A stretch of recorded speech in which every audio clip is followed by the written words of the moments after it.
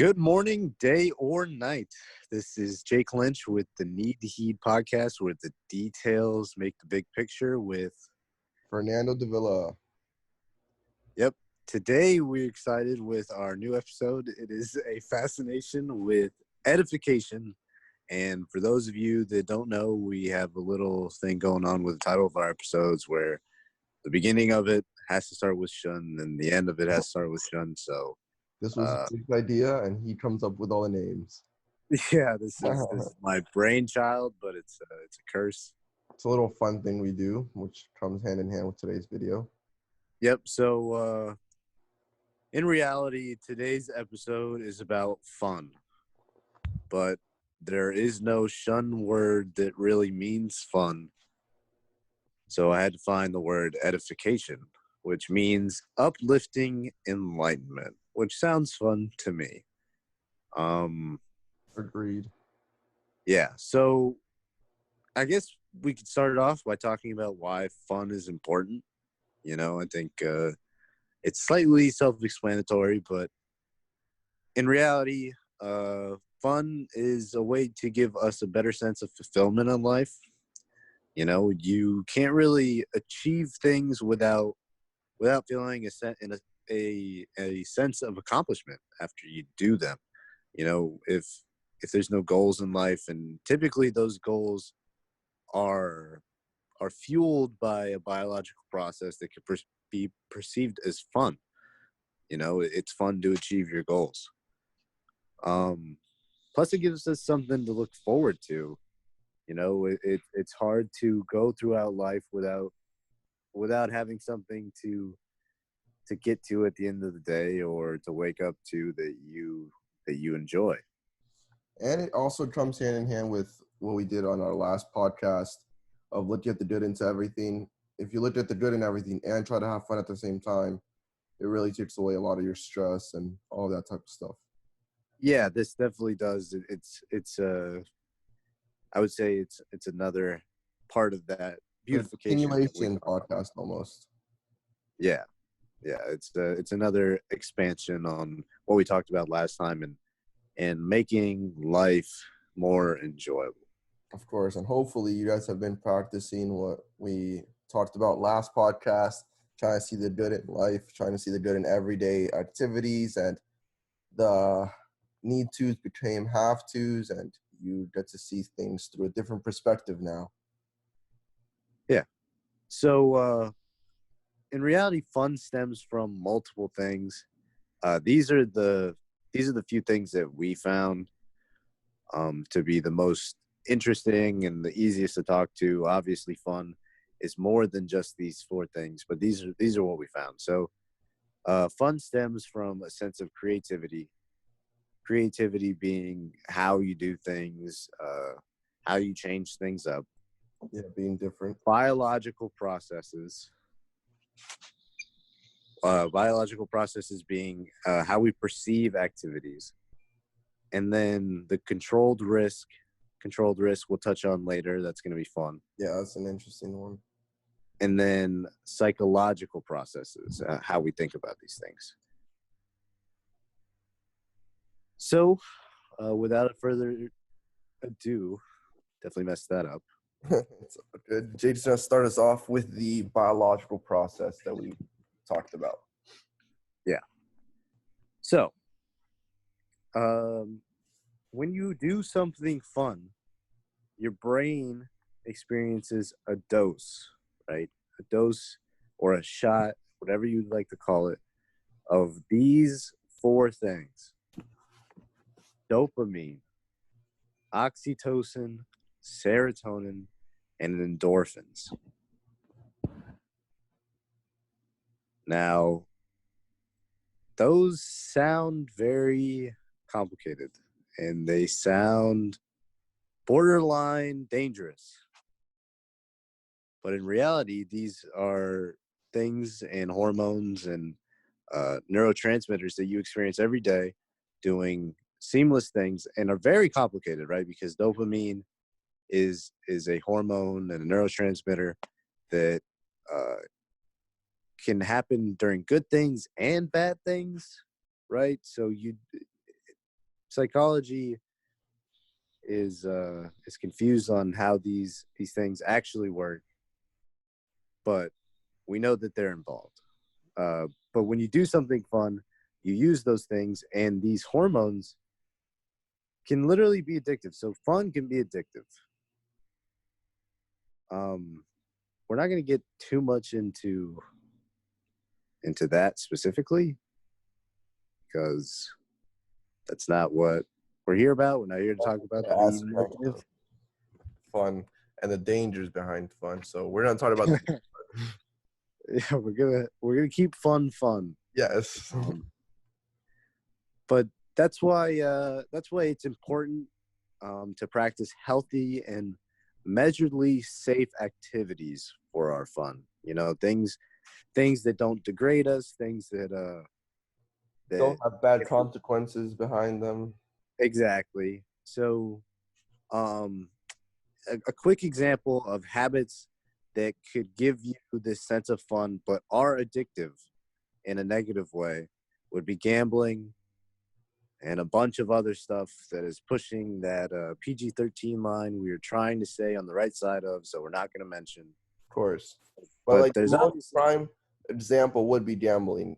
People Yeah. start off gambling thinking it's fun until eventually it starts becoming addictive, and then you have a gambling problem, which then wouldn't be fun anymore, and then you become obviously financially unstable. Unstable becomes a bigger problem. So that's just the normal example that most people use because it's the one that almost everyone knows about. But there's a bunch of other ones that we're just going to pass and continue with the fun part of fun. Yeah. So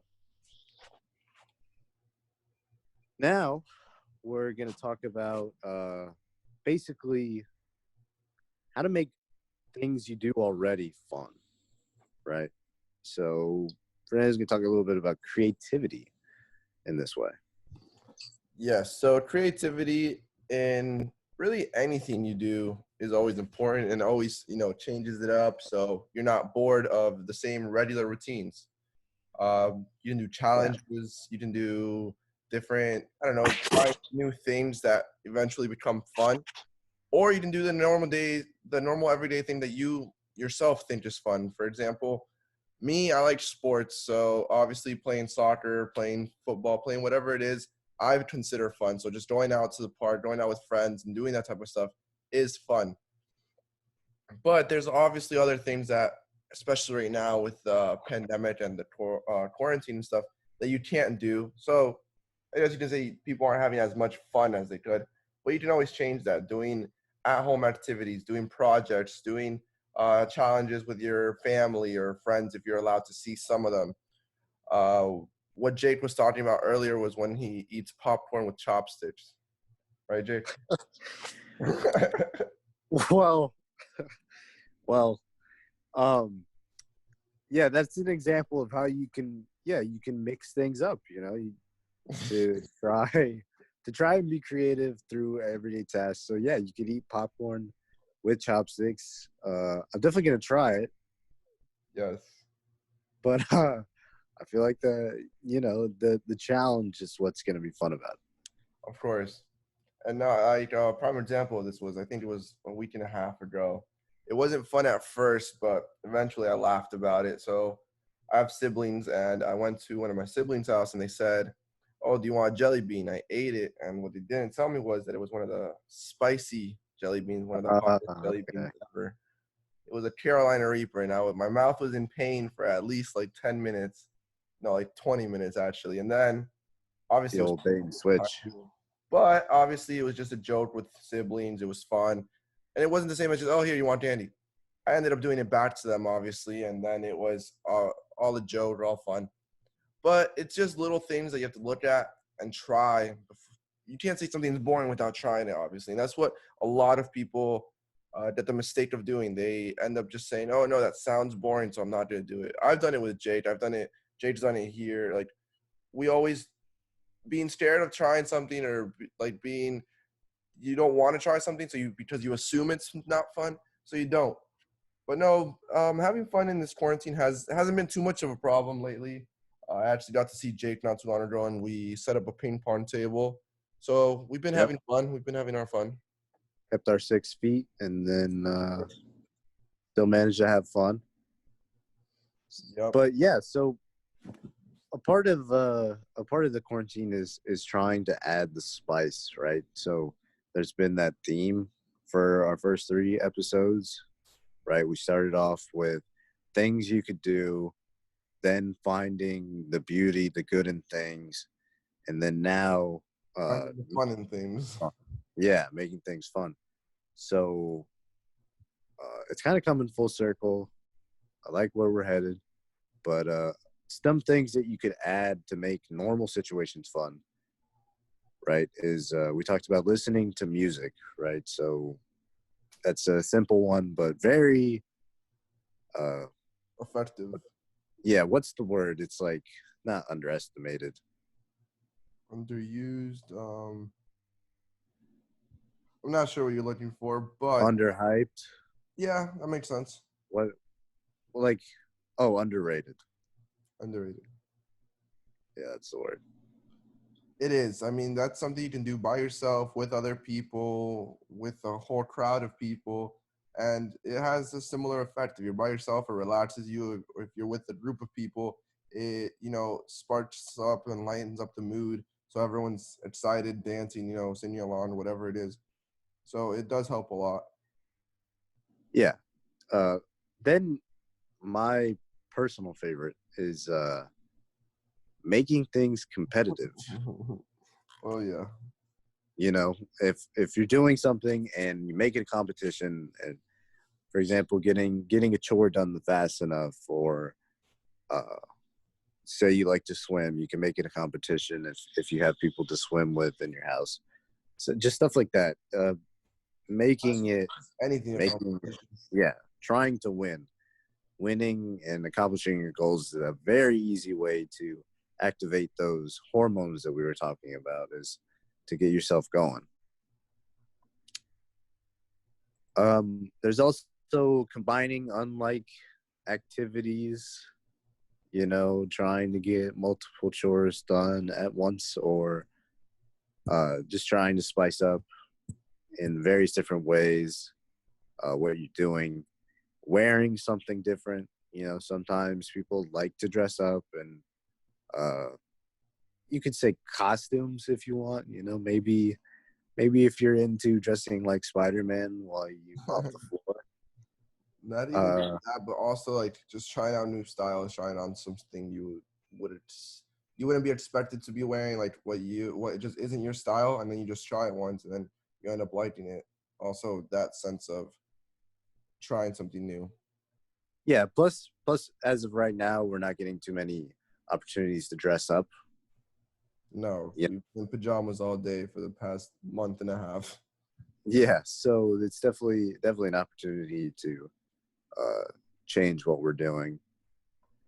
And one of the last things that you can do is just being spontaneous and overall open to new That is, things.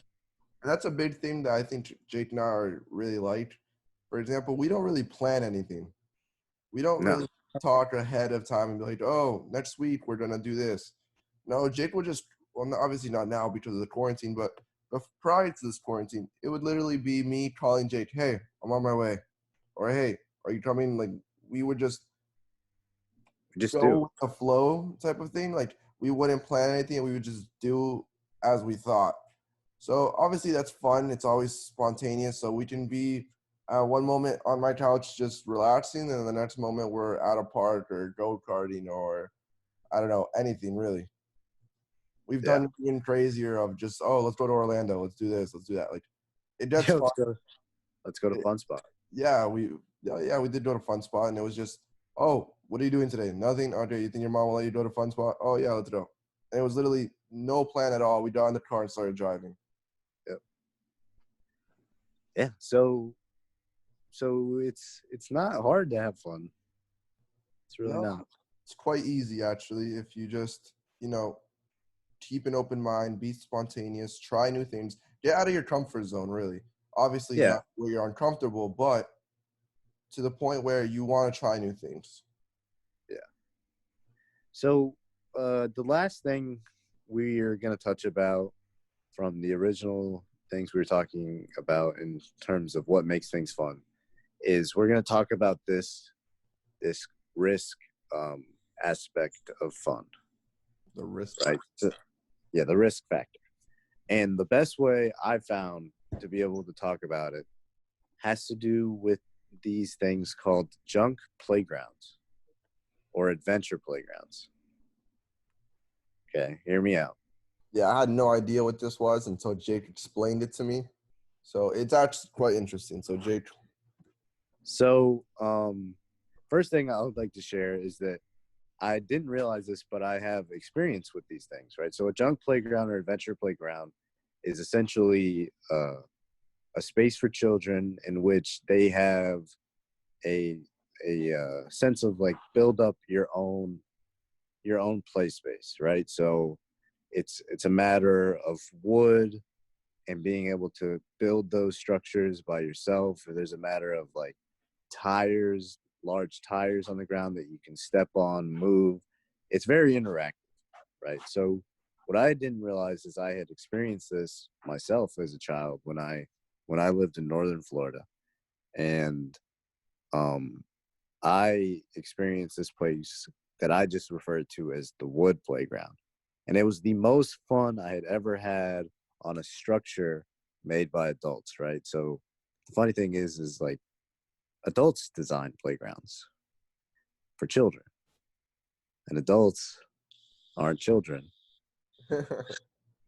And so when the child gets to make the decisions, it's a lot more fun. But this was originally found by a man from Denmark. His name is Carl Theodor Sorensen.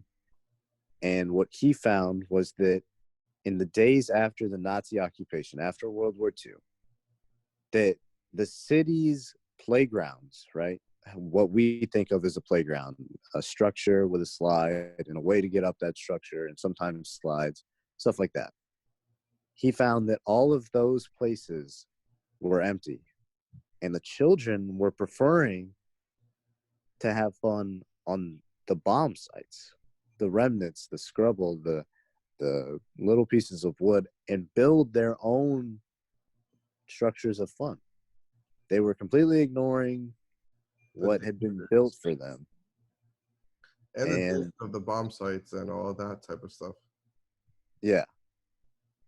So what made this fun for children and what still applies today is that, say you're giving something overly simple, right? The playgrounds that we use at schools, they're often meant to be the safest thing possible. Adults are so worried about us making a mistake as a child or as children that they make these things overly simple, soft, and void of hazard. But when us children get to those things, we want the creativity so bad that we're putting ourselves in dangerous situations, right? So if you've ever been on a swing set, you've wanted to jump off of it. Yep. And if you've ever been on one of those structures with the slides, you've wanted to jump off of that because you're looking for better ways to use the space. You see it all the time. You've always wanted to go on top of the monkey bars instead of using them the quote unquote correct way. You've always tried going on top or doing them backwards, or, obviously not doing it how it was created to be used. Yeah. So the point of these junk/adventure playgrounds is that you give children this sense of risk, right? Because what you often find when you put a child in a sense of risk, right? You give them that estimated risk. Not only do they respond better to this risk by taking precautions around it, but they have more fun finding ways to play in a way that they'll play safe. You give them choices, which children love. They mature far faster when they feel like it's up to them. So studies have actually found that the adventure playgrounds, like playgrounds with tools, hammers, and things like that, have less injury than the playgrounds we're accustomed to here. And these playgrounds can be found all over the UK, some in Canada, and obviously in some select places here, but are far less dangerous, ironically, than the places that are meant to be uber safe here. So that's another part of the fun that we were trying to get to, is that things are only as fun sometimes as they are with that spice, that little bit of that, yeah, that risk that you can overcome by avoiding it, right? Like, you got to make the right decision, but the decision wasn't taken out of your hands. No, so yeah, so that's a really cool, like, specific example of the risk factor with playgrounds. But obviously, that is just one aspect of it. There's obviously the risks of a lot of other things that we're not going to get too deep into. But yeah, everything that you consider fun, there's always a twist to it. There's always the risk factor. There's always a watch a movie that is scary movie. Oh, the risk of you having nightmares, the risk of you being scared during the movie. All of that is just your body doing it without you even knowing, really. It's just like a psychological thing that Jake was talking about, that you are attracted to without even knowing you really are. Yeah. So that pretty much concludes the episode, specifically talking about fun and all of that aspects. We're going to do a quick recap of what's been going on with Mindful Me lately. We're in the talks with a couple of celebrities and athletes that we're trying to get onto our podcasts one of these days. So expect that in the near future. We've been, obviously, with the quarantine, nothing's confirmed yet with the summits that we're planning, but soon everything will start to take place as this quarantine dies down a bit. And yeah, like we always say, if you have suggestions, if you think we are doing these podcasts too long, too short, whatever you guys want, just let us know in the comments, or on our website, mindfulme.org. You can always send in your thoughts through the website. We just uploaded, well, as you'll see, this podcast is supposed to come out on Wednesday, but it is coming out on Saturday because we ended up making a meditation for meditation, World Meditation Day. So yeah, you get a little extra this week. You have a little extra content. Yep. So yeah, I guess that's gonna wrap it up. Yeah, and with all of our podcasts, there, as you can see, like a pattern to it, a continuation, specifically for now for the quarantine, because it's what everyone's dealing with. We started off with what to do during quarantine, how to look at everything differently during quarantine, and now how to have fun. So let us know if you have any more suggestions, and thank you guys for listening. Yeah, so this was the Need to Heat podcast with Fernando Jake Davila Lynch and Jake Lynch. Yep. Need to heed where the details make the big picture. Thank you, guys. Bye-bye.